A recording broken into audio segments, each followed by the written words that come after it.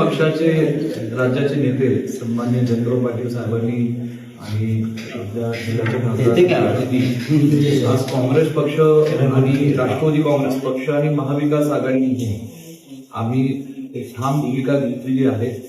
येणारी सांगली महानगरपालिकेची निवडणूक आम्ही महाविकास आघाडी आणि समविचारी पक्ष म्हणून एकत्रित ताकदीने लढणार आहोत.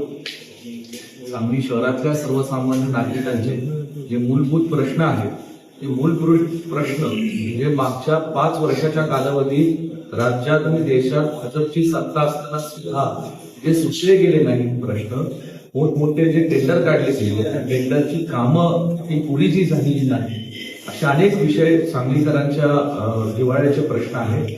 ते प्रश्न घेऊनच आम्ही सांगली महानगरपालिकेची निवडणूक लढणार आहोत. मला खात्री आहे, मी आता इतर बारकाव्यांवर आज बोलणार नाही की येणाऱ्या निवडणुकीच्या कालावधीत अनेक प्रसंग, अनेक सभा होईल, त्याच्यात अनेक गोष्टी बोलता येतील. पण हे सगळे मुद्दे घेऊन आम्ही निवडणूक ताकदीने लढू. असं काही नाही, उलट विखुरलेली नाही, उलट पूर्वी विखुरलेली होती आणि आता उलट जे विश्वजित विशाल पाटील आम्ही म्हणून जे काही काँग्रेसचे कार्यकर्ते आज सांगली शहरात काम करत आहेत, आजी माजी नगरसेवक जे काम करत आहेत, ते काँग्रेसच्या विचारांनी ताकदीने काम करत आहेत. आज आम्ही सगळी चांगली टीम म्हणून काम करणार आहोत आणि शहराध्यक्षपदाचा निर्णय झालेला आहे, तो अवघ्या 1-2 दिवसातच जाहीर होईल. मला एवढंच सांगायचं आहे की हे सगळं ताकदीने आम्ही निवडणूक लढतोय. काँग्रेस ताकदवान आहे, मुळात रुजलेली काँग्रेस आहे. तुम्ही पाहाल येणाऱ्या महानगरपालिकेमध्ये चांगले सक्षम उमेदवार काँग्रेसच्या आणि महाविकास आघाडीच्या पॅनलमधून लढतील आणि ते सगळे निवडून सुद्धा येईल. परवा संध्याकाळी 7:30 वाजल्यापासून पहाटे 1:30 वाजेपर्यंत सांगली शहर, मिरज शहर आणि कुपवाड या तिन्ही शहरातले सगळे आमच्या पक्षाचे पदाधिकारी जे काँग्रेस पक्षामध्ये जे नगरसेवक हाताचे चिन्ह निवडून आले, जे काँग्रेस सोबत आहेत, ही सगळी नगरसेवक होती. जे निवडणूक लढलेले नगरसेवक आहेत, असे मागच्या महापालिकेच्या निवडणुकीत असे अनेक उमेदवार त्या बैठकीला उपस्थित होते. प्रभागनीय आम्ही बैठका घेतल्या, प्रभागनीय लोकांशी संवाद साधून चर्चा केली. उमेदवारांची मुलाखती अजून घेतल्या नाही, ते येणाऱ्या काळात घेतल्या जातील.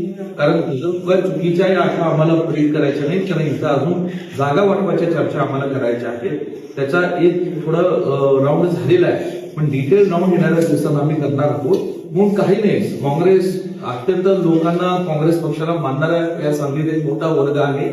तो सेक्युलर विचारधारेचा आहे, तो काँग्रेसला मानणारा आहे आणि तो 100% मला खात्री आहे की इथे चांगले उमेदवार म्हणून आम्ही ती निवडणूक लढू.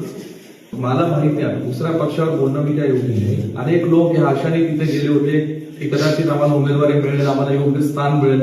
आज आता आजच्या सभेमध्ये तुम्ही पाहताय कोणाला किती स्थान मिळालं, कुणाची कुठं नावं होती आणि म्हणून मला काही डिटेल बोलायचं नाही या सगळ्या गोष्टीवर.